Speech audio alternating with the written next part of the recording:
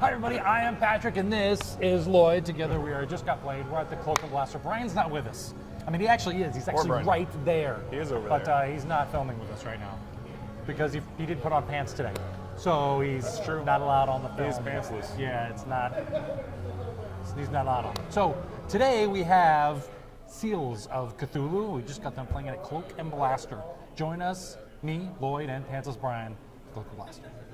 Are you ready?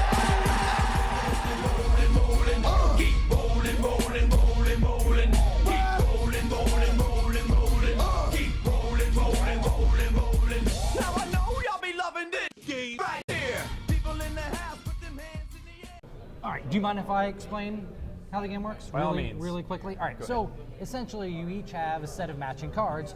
One of you is the good guy, one of you is a investigator, and the other one of you is a bad guy, a cultist trying to raise Cthulhu, and you have the exact set of matching cards. He has one half of one card. He's already set these out so nice for you people, and I'm screwing it all up. I'm the good guy, so I have this half, and he's the bad guy, he has that half, and you're trying to create sets, but moreover, each card is worth a certain amount of points for the end of the game. The sets will help you do other stuff, but not necessarily the goal of the game. So during the course of the game, you take these little human lives and you sacrifice, you bet them on the card, and then he bets and I bet and we bet. We try to figure out who's going to win the card. At that point, at the end of the betting session, the person gets to keep it. They put face up. Some are worth more points than others. Some are worth negative points. They are. So that is, in the end of the game, you want the most points. So that is it in a nutshell. Lloyd, you won. I did. By a lot. I crushed you. Yeah. Literally, the bad guys literally crushed me. I did. What is the thing you like the most about the game, other than crushing me? Other than crushing.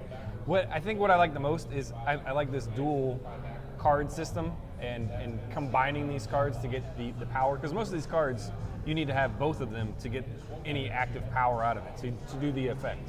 So I like that idea of I need to bluff and bid my way into getting both half of this so that I can perform its ability.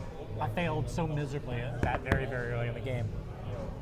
The thing I liked the most about it was the fact that we're actually bidding little meeples. We're almost bidding little human lives on the cards to try to gain control of them. So that's the part I like, is we're trying to sway a populace thematically in order to be able to control the card. So that's the part I like the most. If there's one thing you liked, the very least. Now, I'm not saying that you liked something or disliked something, but what did you dislike the least if you had to pick one? It kind of goes back to assembling these cards again.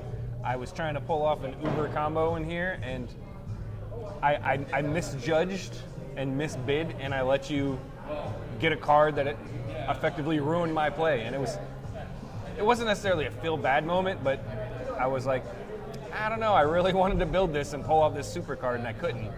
So it's so limited in the amount of cards you have that pulling those off is going to feel really good when you get it, and when you don't, which I think is more often than not, it kind of feels a little bad, just a little bit. I have to tell you, there's been many a time when I'm playing with someone, they're trying to pull something off, and for a feel-good moment, and I ruin everything.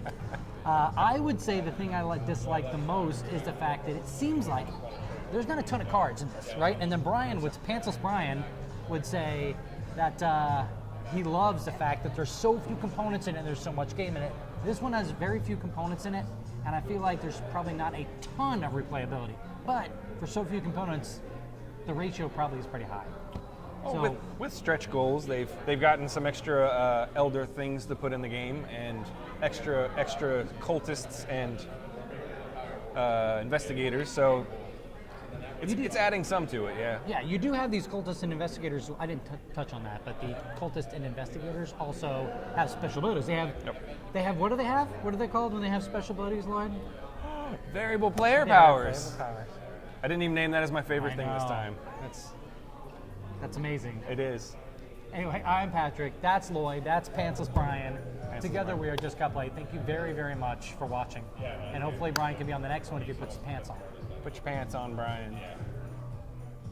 It's good. Or maybe we could get more views if he didn't put his pants on. Maybe. You can't even see that I'm not wearing pants, so would it actually get more views? It just makes us uncomfortable. I think so.